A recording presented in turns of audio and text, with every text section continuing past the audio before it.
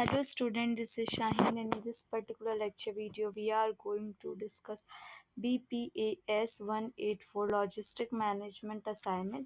और इससे previously assignment ए मैं ऑलरेडी प्रोवाइड कर चुकी हूँ आपको, असाइनमेंट बी भी प्रोवाइड कर चुकी हूँ। Now it's time for assignment C to discuss. अब इसके अंदर कितने क्वेश्चन है? 6, 7, 8, 9, 10 क्वेश्चन है, मतलब 6 से स्टार्ट करके 10 क्वेश्चन है। 6 मार्क्स का ईच क्वेश्चन है। सबसे पहला क्वेश्चन कह रहा है पब्लिक और प्राइवेट वेयर हाउस में डिफरेंस बतवाना है। सेकेंड, इंफॉर्मेशन प्रोसेसिंग क्या होती है। थर्ड होता है ग्रीन लॉजिस्टिक क्या होता है। फोर्थ है चैलेंजेस क्या है इफेक्टिव लॉजिस्टिक मैनेजमेंट के। और 10th वाला है लॉजिस्टिक इंफॉर्मेशन सिस्टम क्या है। तो स्टार्ट करते हैं। लॉजिस्टिक मैनेजमेंट की अगर मैं बात करूं तो सबसे पहले आप डिफरेंस के लिए अंदर बात करोगे।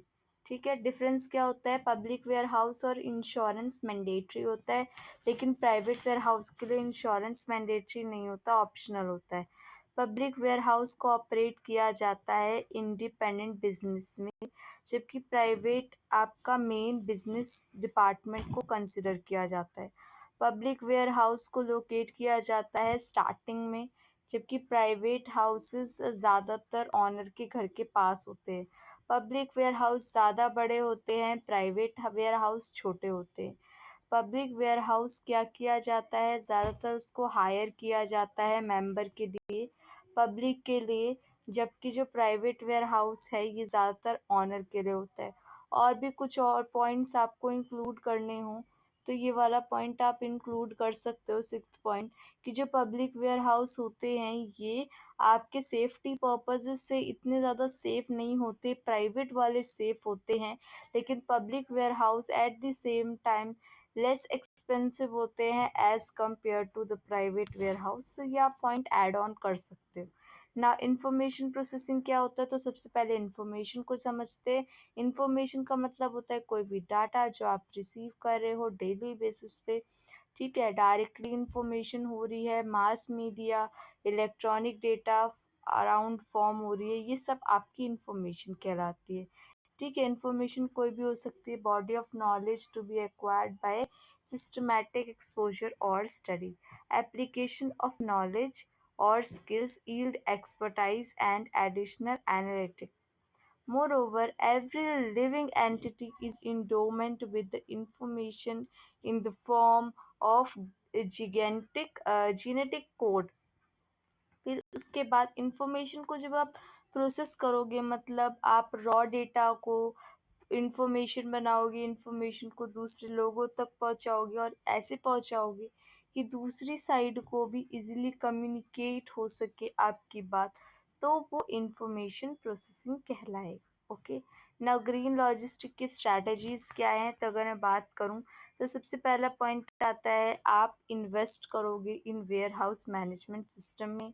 ये क्या होता है? ऑप्टिमल वे है ताकि स्टॉक लेवल को अच्छे से मेंटेन किया जा सके ना। जहाँ पे एनर्जी वेस्टेज हो रही है वहाँ पे उसे बचाया जा सके, ठीक है, उसको प्रोटेक्ट किया जा सके। Next one is switch to eco friendly lighting in your warehouse. Warehouse को आप इस तरीके से यूज़ करोगे कि इको फ्रेंडली रहे।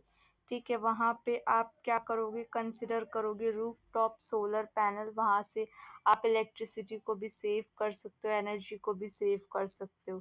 Next is implement efficient waste management system. Efficient waste management system अच्छे से मेंटेन करके रखोगे। Next one is research what energy grant are available to help you make changes.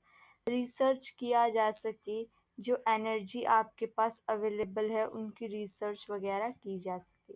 Now list the challenges to effective logistic management. क्या आप proper तरीका अपनाते हो logistic management का? उसमें आपको क्या क्या प्रॉब्लम फेस करनी पड़ती है? सबसे पहले customer service.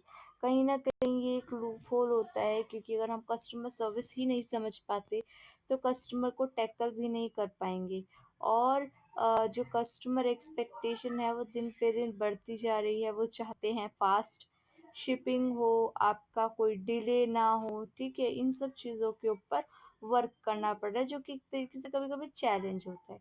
Transportation control cost, ये दिक्कत आती है कि आप देखोगे कि अगर आप इंपोर्ट भी कराते हो कोई प्रोडक्ट तो वहाँ पे जो चार्जेस हैं ट्रांसपोर्टेशन कॉस्ट वगैरह वो इंक्लूड होते हैं। Now the third point is planning and risk management. आप प्लानिंग देखते हो, रिस्क को मिनिमाइज करने की कोशिश करते हो, जो कि कभी कभी क्या होता है प्रॉब्लम क्रिएट करता है। क्यों? क्योंकि प्लानिंग क्या है, एक रिजिड चीज़ है, रिजिड चीज़ों के अकॉर्डिंगली वहाँ पे उसकी डीलिंग होती है। Now the fourth point is supplier partner relationship. आपको दोनों के बीच में, आपको अपनी जो आपसे ऊपर है उनके बीच में और जो आपसे लोअर डिपार्टमेंट है उनका, दोनों का ही आपको रिलेशन मेंटेन करके रखना पड़ेगा।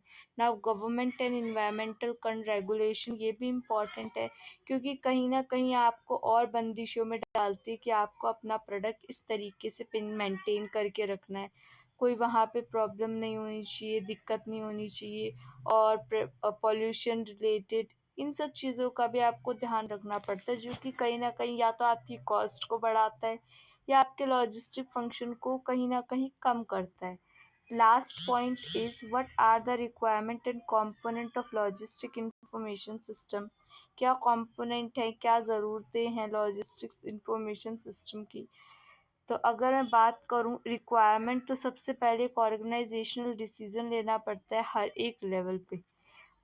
सही तरीके की जानकारी होनी चाहिए क्योंकि इंफॉर्मेशन को सोर्स करना है, कलेक्ट करना है, लोगों तक पहुंचाना है।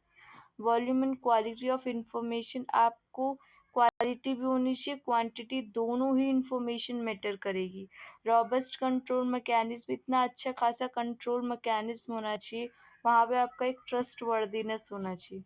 ना essential component logistic information system के क्या ज़रूरी है। लॉजिस्टिक इंफॉर्मेशन पोर्टल क्या है, यहाँ पे computing and simulation, computing power enable the processing of massive data set, while simulation tool help predict outcome and plan for various scenarios. Decision support system, decision जो हो रहा है उसके लिए भी काम किया जाता है, उसको एनालाइज किया जाता है, डेटा जो भी प्रेजेंट है डेटा बेसिस के ऊपर भी ये एक बैकबोन है लॉजिकल इंफॉर्मेशन सिस्टम का। ये भी एक मेन इम्पॉर्टेंट कंपोनेंट है ताकि इंफॉर्मेशन जो भी अवेलेबल हो वो जब भी ज़रूरत हो आपको रिक्वायर्ड पूरी तरीके से हो पाए। नाउ ई लॉजिस्टिक, इलेक्ट्रॉनिक लॉजिस्टिक या इलेक्ट्रॉनिक कॉमर्स इंटीग्रेशन, ये भी ज़रूरी है क्योंकि ना केवल आपको ऑफलाइन बेसिस पे, ऑनलाइन बेसिस पे भी वर्क करना पड़ता है, कस्टमर से इंटरेक्ट करना पड़ता है, तो भी ये क्या हो जाता है, ज़रूरी हो जाता है। तो that's all about BPAS 184 assignment आप लोगों का, जो कि लॉजिस्टिक मैनेजमेंट का है, ये हम कंप्लीट कर चुके हैं। बाकी और किसी लेक्चर की रिक्वायरमेंट है तो आप लोग बता सकते हो, ठीक है। और बाकी आपसे नेक्स्ट लेक्चर वीडियो में मिलते हैं, तब तक आप चैनल को सब्सक्राइब करो। अगर आपको इसकी PDF चाहिए तो भी आप लोग कमेंट सेक्शन में मेंशन कर सकते हो। बाकी thank you for watching and be happy students.